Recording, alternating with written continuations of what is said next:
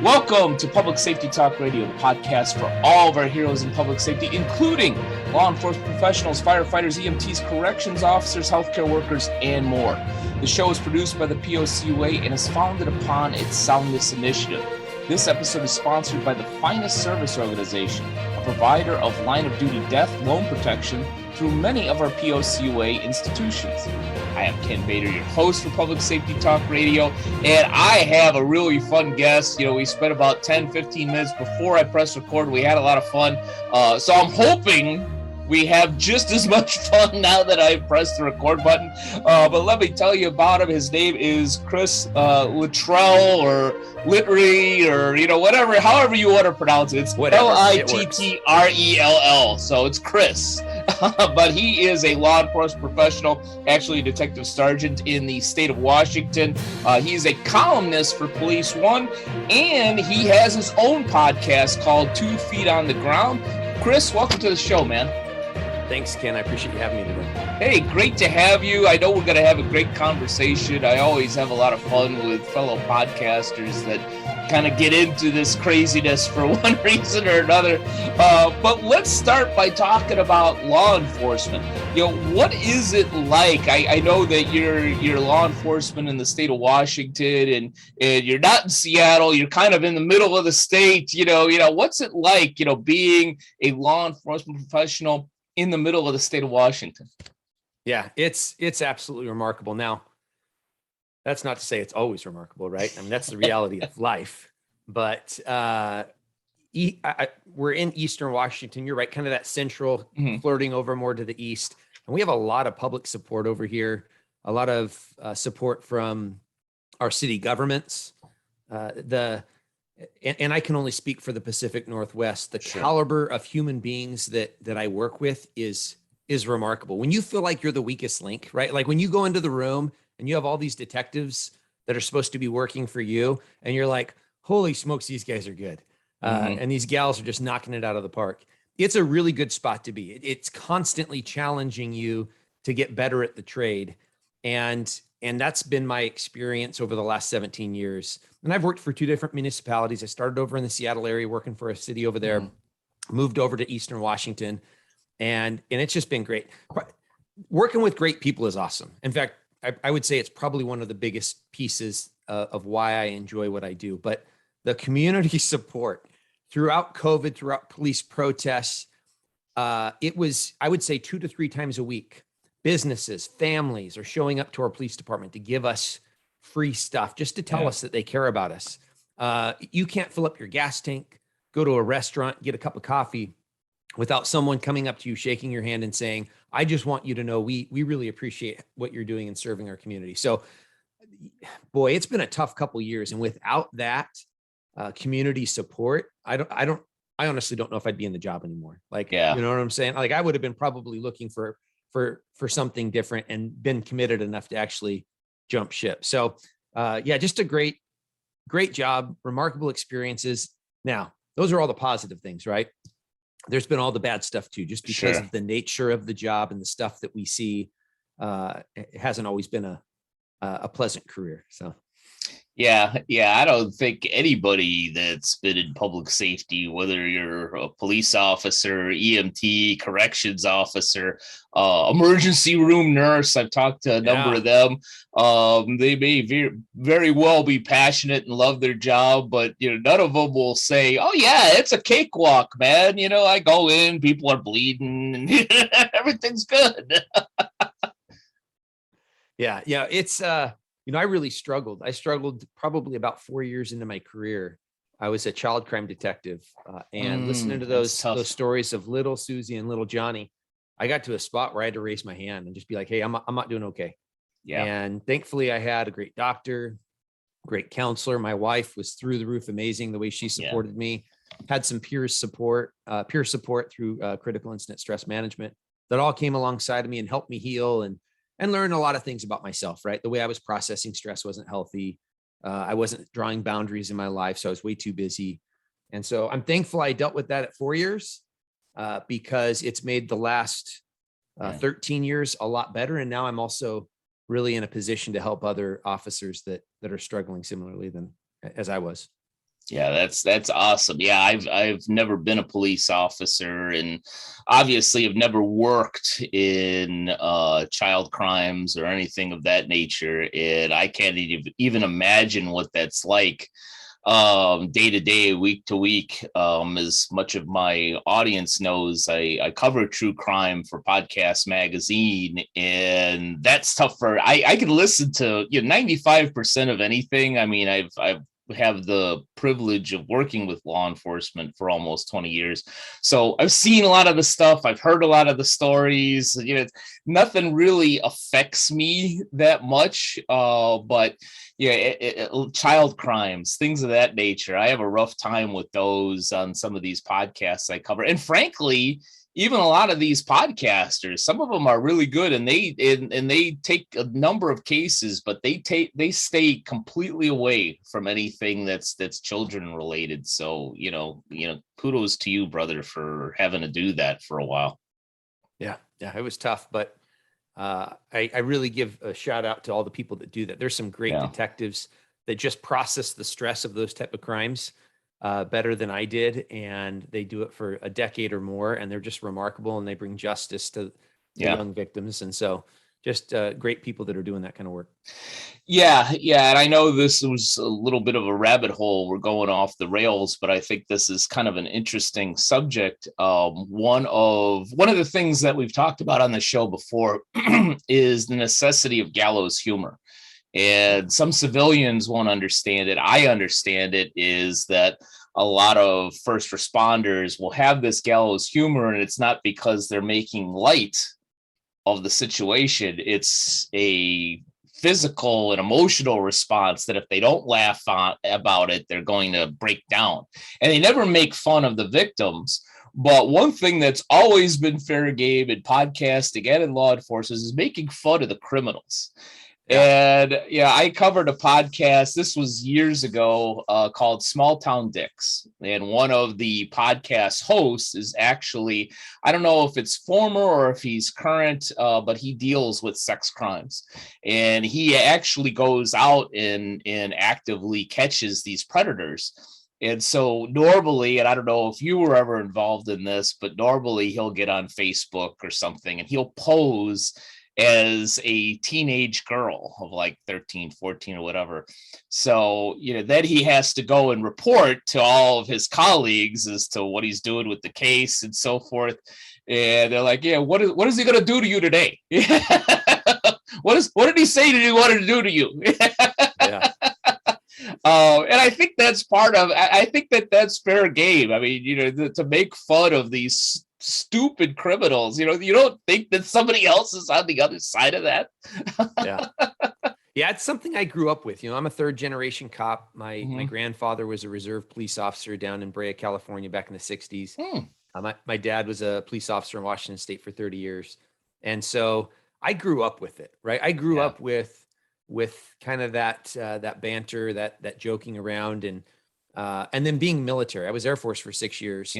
And even though it's different because you're not dealing with those type of crimes, at least most of Air Force security forces, security police aren't dealing with those type of crimes.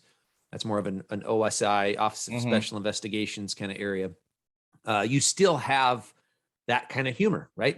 How do we blow off stress? When you're deployed in the military overseas and you're away from your family for 6 months or a year, you need to sit there and blow off some steam, and joking around really helps out a lot, and creates that esprit de corps and just increases morale. So and I'll get off of this subject. There's so much stupidity among so many criminals that there's a ton of material there. Like the example that I gave, they finally caught one of these predators and he thought he was getting arrested for, I think, parking tickets or something. And the officer says, no, it's a little bit more serious than that. You're coming with us for a little while. You know what? I'll take it. Anytime the criminals want to be stupid, make my job easier. Anyhow, so let's get to the podcast, because you have a great podcast. You started, I believe, in 2021 called 2 Feet on the Ground. I had the pleasure of listening to a few episodes.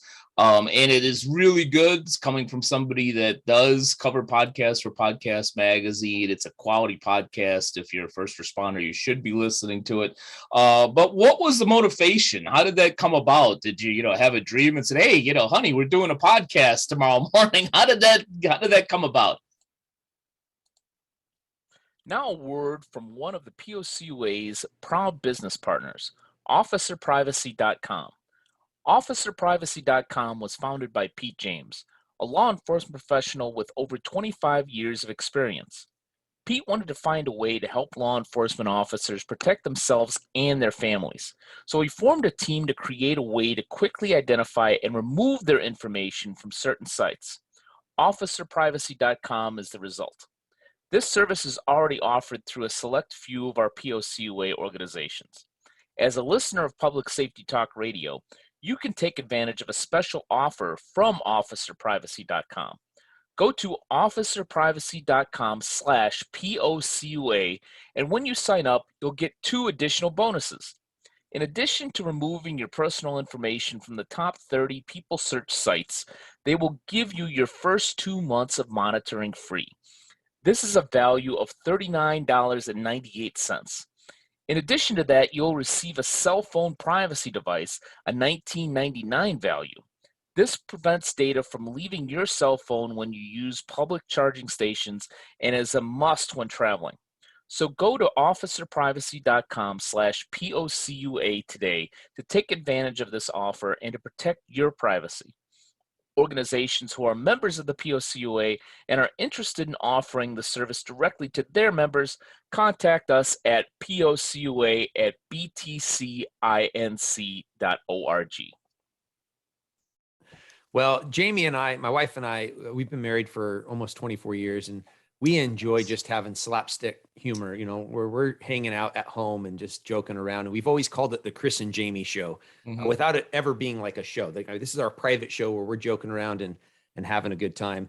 Somewhere during the last couple years, what we saw within our community and within the world, I think, was a lot of people fighting over things that they weren't fighting over before. So we had friends that were fighting with each other. We saw infighting within our community, within churches, within schools. I mean, just people getting really angry at each other for the thoughts they had in their head, not even for things that they did, sometimes just for their stance on something politically, religiously, or whatever. And Jamie and I were looking at it, and we firmly believe there are things worth fighting over. As Americans, that's the story of our country, right? Standing up and fighting when it's time to fight. But we felt, our opinion was that people were fighting over things that they hadn't been fighting over before. So we felt like people were more on edge. And so it started the question for us of, how do we stay grounded? What are our foundations? Where are we willing to fight? Where are we going to draw the line for ourselves and for our family? And as we talked about that, the idea of grounded, at some point the term gravity came in, and then at some point the idea of keeping 2 feet on the ground came in, and then we were like, you know what, we've mentored a number of other married couples over the years, and we've been mentored as well by married couples with more time in the marriage than us. And we thought, you know what, we have something to share here. We could help people out by at least identifying our foundations, being a little bit vulnerable, sharing some of our stupid stories where I go and do something dumb as a husband, right? And then also, it was more than that. So that's the Marriage Monday piece of 2 feet on the ground.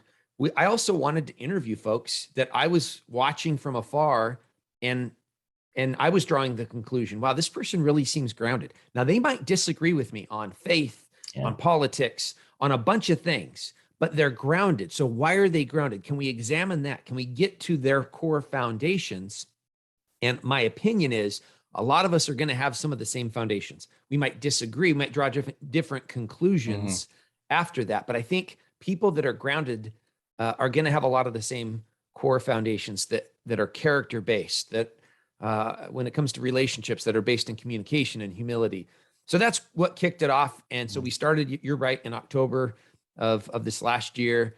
And we've just been having a kick in the pants. Nice. We record on Saturdays, and And we just have a lot of fun doing it together. And then the folks that I've had the privilege to interview has just been a remarkable experience for me. Awesome. Awesome. See, my wife and I relax with some nice music and some really good coffee on Saturdays. You and your wife are working, so good for you. One thing I found, and I knew this from the times that someone has mentored me or the times we've mentored someone else, being in that role of mentor causes you to really kind of unpack why you do what you do and why you think what you think. And I can't tell you how many times that Jamie and I will be doing a podcast on a certain topic. And either this last week or here in another couple of days, we're going to fail at that topic, whether it be communication, whether it be serving each other, whether it be fighting right. And we lose the perspective that we're on the same team, and we get so caught up in the thing that we're arguing over. And then we remember, dang it, we just recorded that last week. Yeah. Oh my gosh, we actually have to, exercise and put in place some of these things that we're telling other people to do, right? So it's just been a great experience for our marriage. I feel like our marriage gets better as we're doing that type of mentoring work. Awesome. I want to deliberately give you some kudos, because one thing I like about not only your podcast, but what you just said is grounded. And this is one of the things that I say. I haven't really said it much on any of my shows, but I've said it in some of my speaking and in some personal conversations.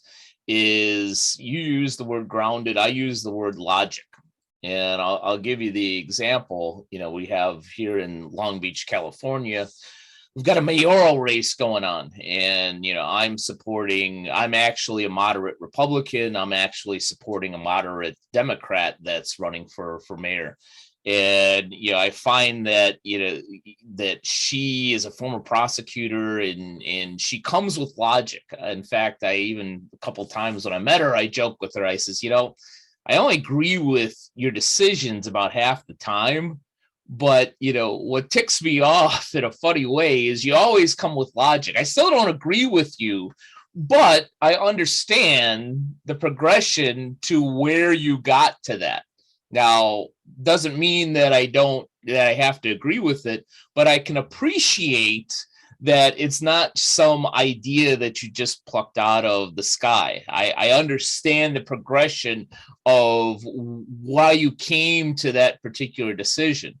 So, I think that's where maybe I'm inferring something wrong, but I think that's where you're kind of going with this grounded idea, which I think is awesome. Is I may not agree with you, but what's the logic behind it? Let's not just say, well, let's forgive all student debt. Well, why do you want to do it? What good is going to come out of it? Well, I just want my student debt to be gone. Well, that's not logic. Give me some logic as to what that's going to do to society. So I think that's kind of where you're coming from in terms of grounded in logic. Do I have something there, or am I completely off base? No, that totally resonates with me. And, I teach with another leader, and I say words matter. He says words are powerful icons. Either way, we're saying the same thing. We're just kind of explaining it a little bit differently. So yeah, that what you were saying there about logic really did resonate with me. And so does your 4 pillars of, oh, thank you. You know what I'm saying? Those 4 pillars. I mean, that's the same thing, right? I mean, it's giving you that solid foundation to build a life from. You have somebody whose finances are out of whack. A lot of areas of their life are going to be out of whack because they're a slave to debt, right? I mean, so, having a solid foundation to build our lives on, I think just really, it's better for our physical health, our mental health. It's better for our relationships across the board. Yeah. Yeah. And you gave me that great segue again to relationships, because you talk about relationships, marriage, mental health, a lot of those related topics, sometimes a little similar to what we cover in Public Safety Talk Radio too. And I think what you're offering is very sound, or as one neighbor told me when I was smoking a cigar outside and having a nice fire, that he was picking up what I was laying down. So I think I'm doing the same thing with your show. How has dealing with these subjects? You kind of referred to it as being a mentor. You kind of have to do what you say, but how has doing this show really helped you in your mental health, your career, your marriage?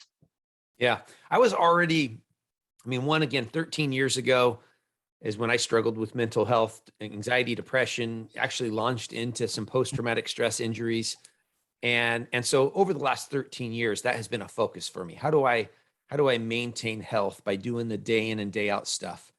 But then over the last probably 2 years, I've been leaning more into the officer wellness. I think it was 2017, 18, and 19. There were more recorded officer suicides than officers being feloniously killed in America. It was more dangerous for police officers to be in their own skin than it was for them to put on the gear and go out there and serve their communities and engage violent offenders. And I have a problem with that. I have a problem with that because as I looked around, my own opinion, and as I listened to others, I heard the same message. It's not safe to not be okay. It's not okay to not be okay. I can't raise my hand and say, hey, I'm struggling. If I do that, I'm afraid they're going to take my gun, take my badge, take my pension. I'm not going to be able to be a cop anymore. I'm not going to be able to be a firefighter anymore. They're going to take my job from me. And there's a serious issue with that. One, I think it is a false idea, at least from my experience. When I raised my hand, when I took a knee, whatever analogy you want, and I said, hey, I'm struggling with this. And I just unloaded on my counselor. My counselor looked at me, and I kind of did one of those. So I'm going crazy, right? And she's like, actually, no, Chris, this is a really normal way for the human mind to respond to the not normal things that you see every single day as a police officer. And there's a lot of science behind this. There are a lot of therapies we're going to bring to you and support you, and you're going to heal from this. And it was that confidence that I heard from my counselor, from my doctor, from my wife, from peers, that caused me to believe, that caused me to be like, I'm going to be okay. I just need to do some hard work to get there. And so other folks need to hear that. First responders, doctors, nurses, folks within this emergency responder, public servant career fields, the military, they need to hear that it's okay to not be okay, that there's a lot of science behind it in reference to you healing. And so it's kind of been all encompassing, from the articles I read on Police One to the podcast, to the things I'm doing within my own agency, trying to support officers. I'm the team coordinator for our peer support program. And it's just very, I was scared. I was really, really scared. I thought I was losing my mind. And the reason I thought I was losing my mind was that I couldn't control these anxiety attacks. These anxiety attacks were coming on, and they felt like heart attacks. And if I can't control my mind from causing my body to go into this anxiety reaction, right, then I'm losing my mind. That's where I was at. That's what I believed. And I don't want anyone else to feel like I felt, because I was scared. I was alone. It was this dirty secret I couldn't share with my wife or anyone else. Yeah. And so, yeah, it's been very edifying doing this work, because when I have a first responder reach out to me and say, hey, Chris, I'm struggling. And thankfully, as a trained peer, I have privileged communication with them, meaning I can't disclose who has talked with me, and I can't be compelled to talk about it in court. It's been just a remarkable experience of listening to other folks. And now it's my turn to look at them and say, you're not crazy. This is a really normal way for the human body to respond to the not normal stuff that you're seeing. And I'm not blowing smoke. I truly believe it from my own experience and from listening to others. And so, yeah, it's just been a remarkable experience. I'm really enjoying the season of life I'm in. I haven't enjoyed all the seasons I've gone through to get here, because again, 13 years ago wasn't the only time. There's been other times where I got into a season where, whether it be the work, whether it be other aspects of life, that I was just like, oh my gosh, I'm getting kicked in the teeth day in and day out. And I'm just done. I'm going to quit my job. I'm going to sell the house, during the middle of COVID, my wife and I seriously talked about buying a travel trailer and just traveling the country and finding some internet job or something, So yeah, it's been a great experience. This has been part 1 of the episode on 2 Feet on the Ground.